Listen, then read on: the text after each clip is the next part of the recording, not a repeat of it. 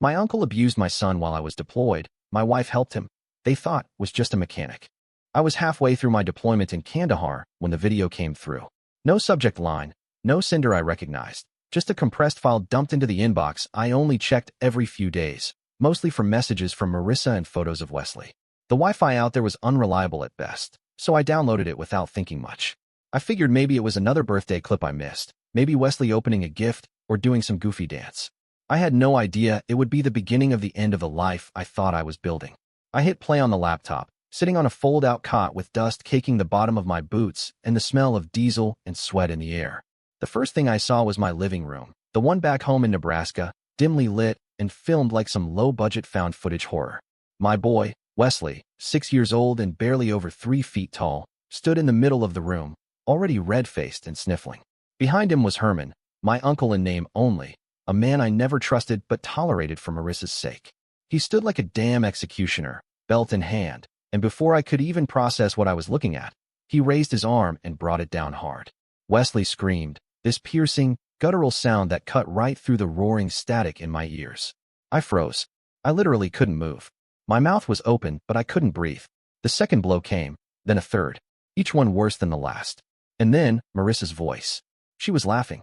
That soft, lilting voice I used to fall asleep to, now warped and cruel. Come on, champ. Thought your daddy was supposed to be some tough guy.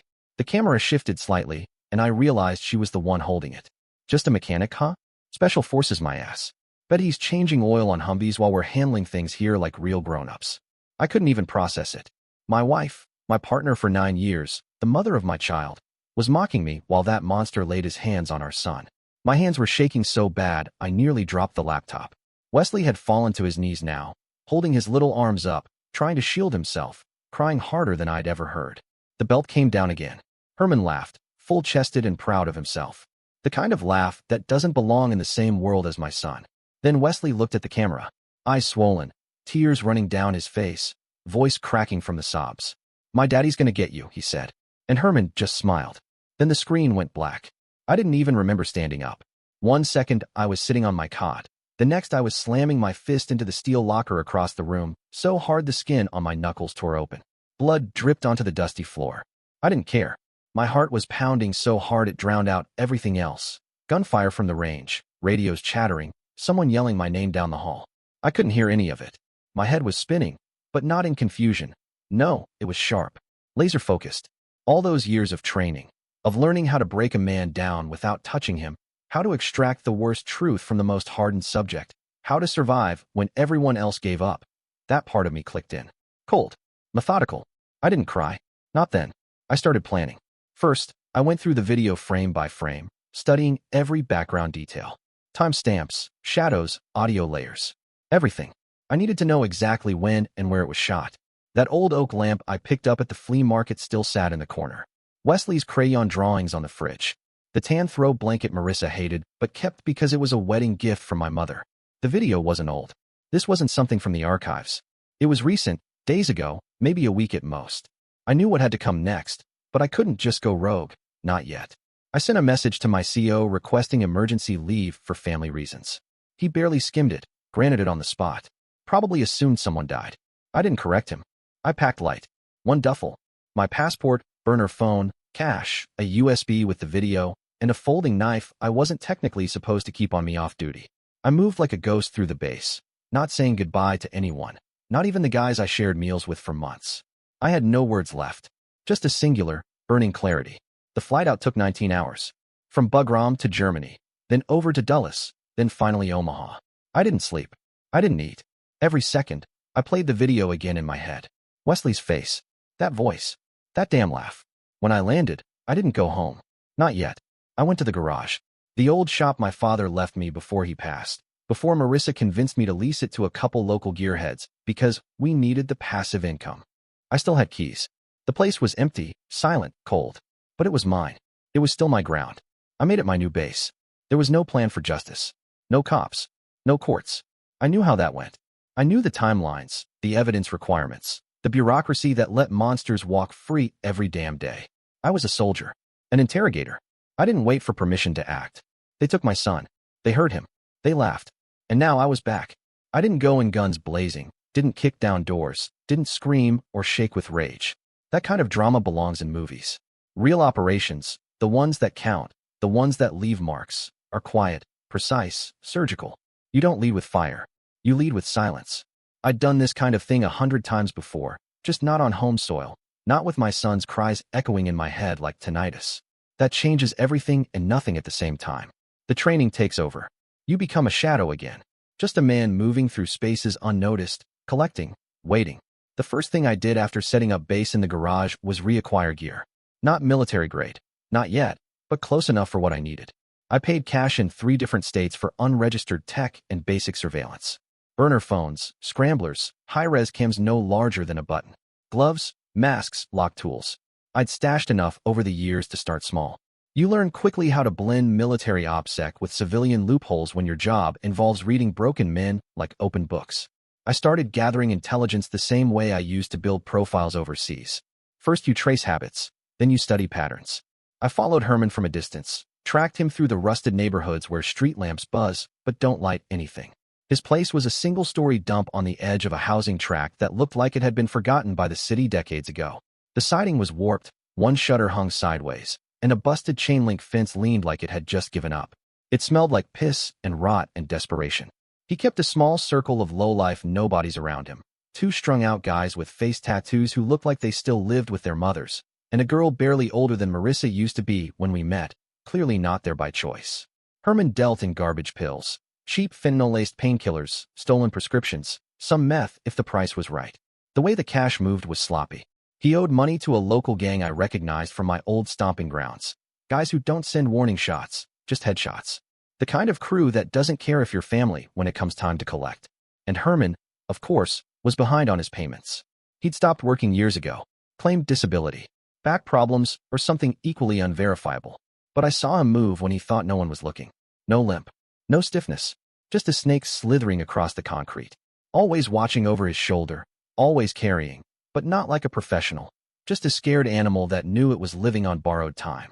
He wasn't dangerous in the way trained men are. He was dangerous like mold or cancer, slow but rotting everything it touched. I never made direct contact. Not once. That wasn't the mission. Not yet. I rented a shitty room under a fake name 2 blocks away and spent my nights building the op. I mapped every exit and entrance to Herman's house, noted which lights were motion activated and which were just broken. I recorded the rhythms of his day, when he left, who came and went, how long his drug deals lasted, what time he passed out on the couch every night with the TV flickering static. I could smell the sweat and piss through the walls when I leaned in close with my mic. Then one night, I found what I didn't want to find. I broke into a storage unit he kept under a false identity, the kind you get with $100 and an expired library card if you know the right guy. Inside, stacked between warped boxes and rusted tools, was an old HP laptop, half covered in dust. The password was the same name he used for his weed strains, CrazyUnc69. Like everything with Herman, it was half-assed, juvenile, and disgusting. It took less than a minute to bypass. The videos were there. All of them. Dozens. They weren't just of Wesley. Some were. Too many were. But there were others. Other kids. I felt the bile rise in my throat, felt my pulse flatten into something cold and sharp, but I didn't scream. I didn't throw the laptop across the room. I watched. Every frame. I logged the file names, timestamps, camera angles, the reflection of furniture in the backgrounds. I made copies. I cataloged it all. I became the thing he never expected, his ghost, his punishment, his final reckoning. I didn't call the cops. I knew the local force. Knew how easily things got lost, when you couldn't guarantee chain of custody, when the abuser had friends in dirty places. I didn't go to the feds yet either. Timing mattered. Documentation mattered. The moment I moved, it had to be decisive. No leaks. No escape routes. Every night I returned to that garage, laid out new maps, filled new folders. His routes. His vices. His fears. I broke him down piece by piece without ever laying a hand on him. I learned when he cried in his sleep. I learned when he called Marissa and begged for money. When he screamed at her for not bringing Wesley over fast enough. When he muttered my name under his breath, like it was still some kind of threat. I watched it all. I didn't fantasize about killing him. That would have been too easy. Too clean. No, I planned for exposure. Because the worst thing you can do to a predator isn't in them. It's make sure the whole world sees them for what they really are. The door didn't make a sound when it opened. I'd picked the lock in under 15 seconds. Same technique I used clearing informant safe houses in Helmand. The kind of quiet where even the hinges hold their breath. No barking dog, no alarms, just the dull hum of a fridge straining to stay alive and the faint crackle of an old TV left on mute. I stepped into that rotting box of a home like it was a tomb, moving through shadows that didn't belong to me, each step deliberate, grounded, silent. The stink hit me first, body odor, cigarette smoke, mold, and something sour under it all, like old sweat soaked into fabric that had never once been washed. Herman was snoring. Not peacefully. No, he sounded like an animal that had forgotten how to breathe. Mouth open, one leg dangling off the couch, a crusted ashtray on his chest like some perverse crown. His face had sagged more than I remembered. Skin loose, gray beard stained with whatever he'd spilled earlier. His left sock was missing. His right hand twitched every so often like his dreams were catching up to him. I didn't look at him long. I made my way through the room like I was back in a burned site, gloved hands brushing just enough to feel weight and pressure, nothing disturbed. I passed the kitchen, where empty beer cans were stacked in towers next to microwave trays coated with congealed cheese and grease. Cockroaches scattered under the fridge when I moved too close. The wallpaper near the corner had peeled back so far the glue had fossilized into dark scales. But I wasn't there for scenery. I was looking for evidence. Tools. Leverage. The laptop sat half-hidden beneath a pizza box on the chipped coffee table. Same piece of junk I'd seen in the storage unit. This one newer, but identical. I slipped it into my bag without opening it. The real meat was on the desktop tower shoved under his TV stand, humming faintly like it had never once been turned off. I dropped to a crouch, unscrewed the side panel with my Leatherman, and pulled the hard drive in under 3 minutes flat. The air inside the tower stank like burnt dust. A USB dock I brought in my coat let me boot it without the system, just enough to mirror what I needed onto my burner laptop. What I found wasn't a surprise. That didn't make it easier to stomach. Folders. So many folders. Some named in plain text. Some coded, but not smartly. He wasn't careful. He was arrogant. Or maybe just stupid. I started with the one labeled W. And there it was. Wesley's face. My son. Frame after frame of him crying. Curled up. Naked. Flinching under the weight of that bastard's hands. Audio clips. Messages. Still shots. Not all from cameras I'd seen before. Different angles. Hidden setups. Other homes. And then the emails. He hadn't just recorded it. He'd shared it. Chains of correspondence with usernames I wish I could unsee. Threads stretching back years. Comments. Praise. Requests. Offers of money. I copied it all. Every disgusting word. Every timestamp. I scrolled until my hands felt numb and then scrolled some more. He had documented everything like a collector. This wasn't just abuse. It was industry. When I stood, my knees cracked from the tension. I looked around again, slower this time. His world was so small. The fan in the corner spun lazily, pushing stale air through years of filth. A hole in the drywall near the floor looked like someone had kicked it, then forgotten why. There was a child's toy wedged under a TV tray, too new to be Herman's, too familiar to be coincidence. A red plastic dinosaur. I remembered buying that for Wesley after a dentist visit when he was brave enough not to cry. My son had been here. In this room. In this air. I walked back over and sat in the armchair across from the couch. Didn't say a word. Just sat. The clock on the wall ticked like it was waiting with me. Herman stirred, grunted something under his breath and scratched his stomach, ash spilling from his shirt onto the floor. He blinked, smacked his lips, then looked up, and stopped. His eyes adjusted slowly. Recognition crawled over his face like something cold. He didn't shoot up. He didn't panic. He just went still.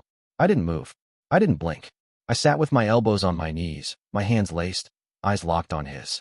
He opened his mouth, maybe to ask what I was doing there, maybe to pretend this was some kind of misunderstanding. I let the silence answer for me. Because when you've been trained to break men without a word, sometimes all it takes is presence. And he knew.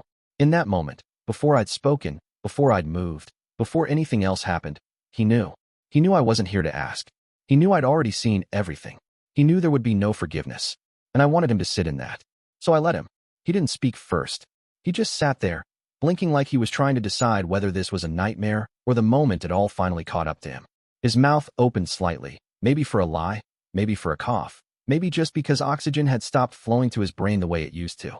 I gave him nothing. No name. No threat. No anger. Just silence. Then I leaned forward, slowly, deliberately, and placed the dictaphone on the table between us. Click. That soft mechanical sound changed the air. I watched his pupils twitch. His chest tightened. I didn't need to raise my voice. I didn't need to gesture or move suddenly or snap. I just stared and spoke. You've got about 60 seconds before I start asking the kind of questions that never go away. He swallowed, Adam's apple bobbing in his sagging throat. Jake, listen. No. You listen, I said, my voice flat. I've seen every file, every video, every thread you ever posted, read, clicked, saved, or sent. I've mirrored your drives. I've seen what you did to Wesley. I've heard him cry with your voice echoing behind it. I know what you are. His hands started trembling, fingers twitching against the threadbare couch fabric. I didn't flinch. I didn't blink. And now, I said, you're going to tell me everything, because if you don't, if you start bullshitting or ducking or pausing, I'll leave. And I won't come back. I won't even turn you in. I'll just make sure everyone you owe money to gets copies of your hard drive. And a home address. No cops. No courts. No process. Just justice, on their terms. I paused, letting the words hang like smoke in a sealed room. Start talking. His mouth opened and closed twice. For a second, I thought he might cry. Then his voice came out, hoarse and gravelly, full of rot. It wasn't like that. I stared. He broke. Marissa, she started it. He muttered, eyes darting around the room like the lies were hiding behind the furniture. She was lonely, man. You were always gone. Afghanistan. Iraq. Whatever. She said she needed something real. I didn't say a word. Just pressed record. We started messing around a couple years ago. It wasn't serious at first. Just drinks, talks. Then it got physical. She said you were always tired, always distant, that you acted like some soldier robot even when you were home. Like a stranger in your own house. I listened. I made her feel good.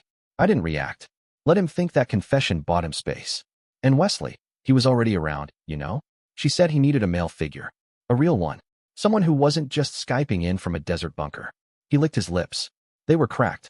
Dry. He was spiraling now. Spilling. She hated that you got all the praise. Jake the hero, she'd say. But who was there for birthdays? For dentist appointments? Who bought his school shoes when you were gone for 6 months? Me. I did. I was there. You beat him, I said calmly. His face twitched. No, I disciplined him. Sometimes he got out of line, and Marissa said she didn't want to be the bad guy. I leaned forward just slightly, enough for my shadow to stretch across his lap. You filmed it. His voice caught. Look, that wasn't the plan. The videos, they were for leverage. In case something went south. Marissa said she didn't want custody battles. She said you'd never understand how much better off he was with us. I nodded slowly, barely perceptible, and said, you convinced her I was useless. His hands were full-on shaking now, knees bouncing like his nervous system was trying to run without him. She already thought it. I just agreed, okay? You were gone. All the time. You didn't even notice when she started locking the kid in with me, saying it'd toughen him up. I didn't mean for it to go that far. But it did, I said, voice like a deadbolt. And you liked it. He looked down. Say it. His lip quivered. Say what you did. He couldn't look up. I heard him. And Marissa helped. He nodded once. That small, pathetic nod. Like that single motion would make the weight disappear. I leaned back, exhaled slowly, the way I'd been trained when someone was about to admit the unspeakable. He kept going. I told her he needed structure. That he needed to forget you. That she should stop showing him your old photos. That every time he cried for you, it just made things harder. I said if she wanted to move on, she had to cut the cord completely. That Wesley would never grow up right with you floating above his head like some damn soldier angel. I said nothing. He looked up, finally, eyes ringed with blood and regret and rot. You don't understand what it's like to always be the one left behind. I wasn't the one sleeping with my niece's husband, I replied. His mouth snapped shut. I reached out and clicked off the recorder. The room felt colder. Time itself seemed to stop and recoil. I stood slowly, every joint in my body stiff but controlled. I left the recorder on the table. I left the laptop bag by the door. And I left him there, slumped and silent, soaked in the weight of his own words. Because there are things a man can survive. And there are things a man cannot ever come back from. And I had just handed him both. The sun hadn't even broken over the rooftops yet when I stepped onto the front porch, the familiar weight of my military pack slung over one shoulder. The early morning air was sharp, cold in that Midwest way where everything feels hollow before the heat kicks in. The neighborhood was still asleep, wrapped in silence and sprinklers and the faint smell of last night's rain on asphalt. My boots hit the concrete one at a time. Slow, deliberate. I stood at the door for a few seconds, staring at the peeling paint I always told myself I'd fix. Funny how long you can live in a place without really looking at it. I didn't knock. I didn't call ahead. She wasn't expecting me until tomorrow, maybe even the day after. I used my key, same one I'd had since we moved in, the one Marissa always left in a bowl by the microwave when I was overseas. It still fit. The door clicked open without resistance, same creak in the hinge at the top. I stepped inside. The house was too clean. That was the first thing I noticed. Too clean, too quiet, too artificial. Like someone had staged it for a realtor walkthrough. No toys on the floor. No cereal bowls in the sink. The air smelled like vanilla candles and lemon disinfectant. I walked through the entryway slow, every step of mine sounding like it didn't belong. She came out of the hallway in a robe, cup of coffee in one hand, hair pinned up like she hadn't slept well. For a second, she didn't recognize me. For a second, her face was blank. Then she screamed. A sharp, startled sound like she'd just seen a ghost. I stood there in my boots and dust-covered pants, the same ones I'd worn out of Kandahar, and let the silence eat her panic. "Hi, honey," I said, my voice calm, steady. "I'm home." She dropped the mug. It shattered on the floor and sent hot coffee splashing across the tile. Her mouth opened again, but nothing came out this time. I walked past her like I lived there, which I did, or used to, or maybe never really did at all. I sat down at the kitchen table, the same one where we carved pumpkins and wrapped Christmas presents and argued about money. I pulled the dictaphone out of my jacket pocket and set it on the table. Then the USB. Then my phone. I didn't say a word. Her hands were shaking now. "Jake, what are you doing here?" "I thought you were." I held up a finger, then pressed play. The sound of Herman's voice filled the kitchen, soft and scratchy, mumbling like a man dragging his own coffin behind him. Every word he confessed, every detail about what he'd done, what she'd said, how they had shared my son like a possession, drained the blood from her face until she looked like some mannequin cracked down the middle. She tried to interrupt. "Wait, Jake, that's not. He's lying. You don't understand." I didn't move, just kept my eyes on her. Let it all play out. Let the raw truth of her own decisions sink into her skin like cold water in winter. "He said you told him I wasn't a real father, that I was just a mechanic." Her mouth opened, closed. Her eyes darted like she was looking for a way out of a room that only existed inside her own guilt. "He said you told him Wesley needed someone real." "I didn't mean it like that," she said, her voice cracking. "Jake, you were always gone. I was alone. You were always in the desert, in some uniform, and I was here trying to hold everything together." I stared at her. Just stared. "You filmed him," I said. "You stood behind the camera. You watched that man beat your son, and you laughed." Tears started down her face. I didn't flinch. "I was scared," she said. "He said if I didn't go along, he'd take Wesley. He said he'd kill me." I leaned forward, resting my forearms on the table, my voice low, almost soft. "He didn't make you laugh." She broke then. Not dramatically. Not like in the movies. Just this small, crumpling collapse like a paper bag giving up under the weight of too much rot.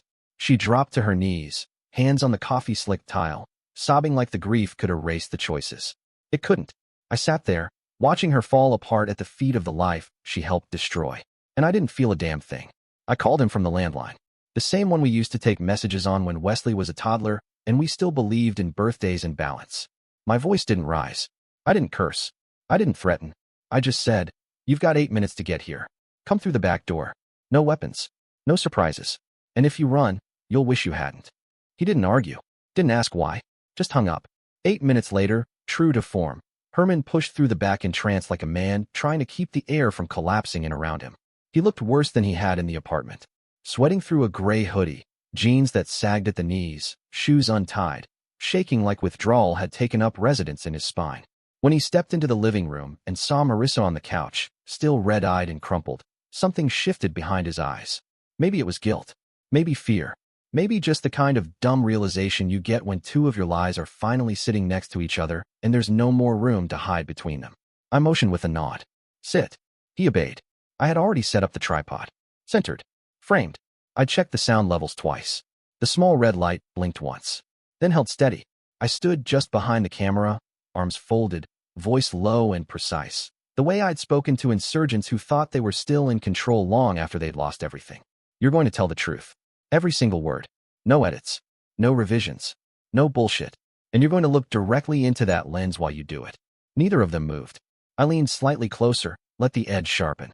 "Because if you don't, I send everything I've gathered to the state police, the FBI, Child Protective Services, and the press. I make you famous for what you are. I bury you in the kind of light you won't survive." I turned to Herman. "You first." He opened his mouth, hesitated, then started speaking, his voice rough, uneven, cracking every third word. He confessed to it all. The recordings, the abuse, the years of it, the files, the names, the messages. He talked about where the videos were stored, how he uploaded them, who paid him, and how much. He spoke of Wesley like a product, like a pawn he could spin narratives around to manipulate Marissa, to keep her close, to keep control. I made him list every person who had received a file, every email he ever used, every password, every name. Then I pointed at her. Marissa stared at the floor. "Look at the camera." She did. Her voice came out dry and small, like someone who didn't believe in her own throat anymore. She admitted to sleeping with Herman for nearly 2 years, to letting him move in under false pretenses, to filming the beatings, to withdrawing money from our joint accounts, routing it through prepaid cards and cryptocurrency wallets to keep Herman supplied and quiet. She said she knew what he was doing to Wesley. She said she allowed it. She said she did nothing to stop it. Her eyes never left the blinking red light. Her shoulders sank deeper with every word. When the last of it fell into the silence, I stepped into the frame. I looked into the lens, eyes locked, face still. "This footage," I said, "is the property of the United States Army. It is evidence of criminal acts, both federal and state. And it is your only shot at mercy." I turned to them. "You will both do everything I say. Every phone call, every signature, every contact. You will sit where I tell you, speak when I tell you, and move only when I allow it." I let the silence land again. Let the camera soak up the truth like blood into dry soil. Because if you don't, the next time you see daylight will be through prison glass. I clicked the remote in my hand. Recording stopped.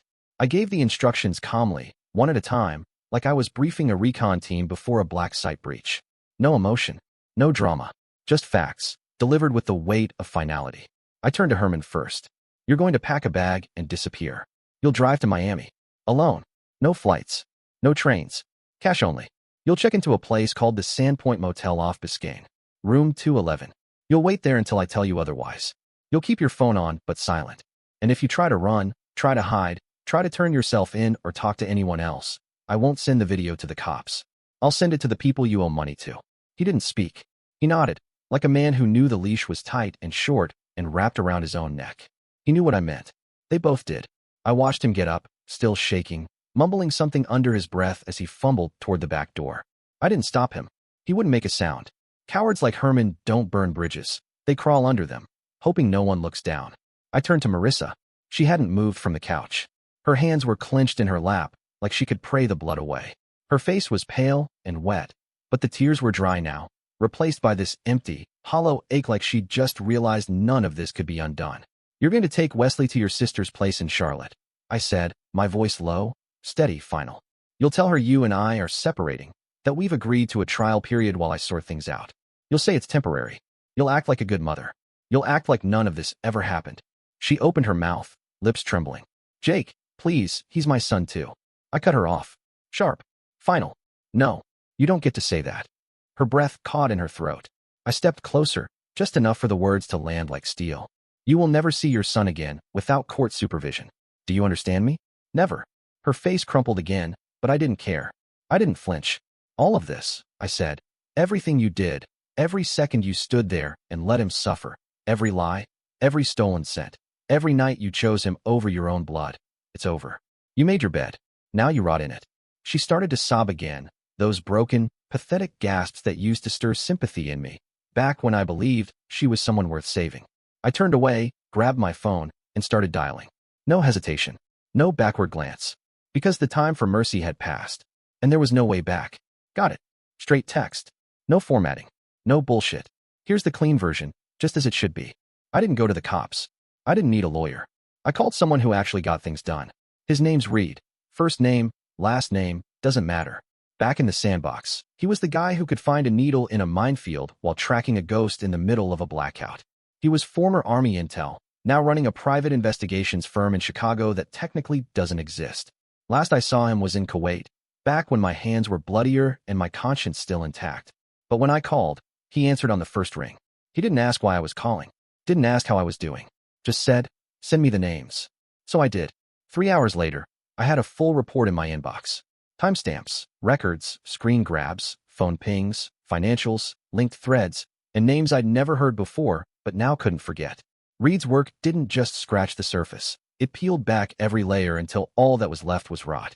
First, Herman. Turns out he wasn't just some low-level pill dealer clinging to the bottom rung.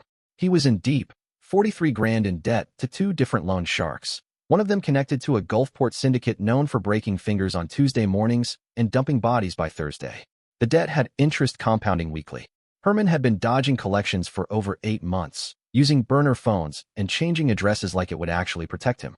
Reed found the texts. Threats, warnings, ultimatums. One message read, "One more week, and we come for your niece." That explained the panic behind his eyes. He wasn't just running from me.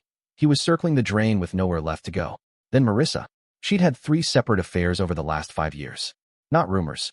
Not speculation. Documented. One with a guy from her gym, a married contractor who paid her utilities in cash for 7 months. One with a neighbor I'd shaken hands with at least a dozen times, who now lives 2 blocks over with a wife and 2 toddlers. And the last? A co-worker from her old job at the credit union, fired 2 years ago for unauthorized access to customer records. Turns out she didn't just walk away quietly. She'd been skimming small transfers, laundering them through fake vendor accounts, and cashing out through prepaid cards, the same tactic she used with my accounts. She didn't just betray me emotionally. She robbed me. Slowly. Methodically. With a smile. Reed even found footage, security cam stills of her using my ATM card at 3:12 a.m. Hood up, face turned, but unmistakable. She'd pulled $5,000 from our emergency fund in 1 month.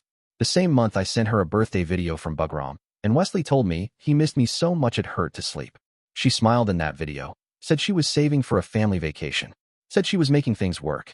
And all the while, she was burning everything we built to the ground. Reed's final message came through clean. "You want more? I can dig deeper. But there's already enough here to make both of them ghosts." I stared at that sentence for a long time.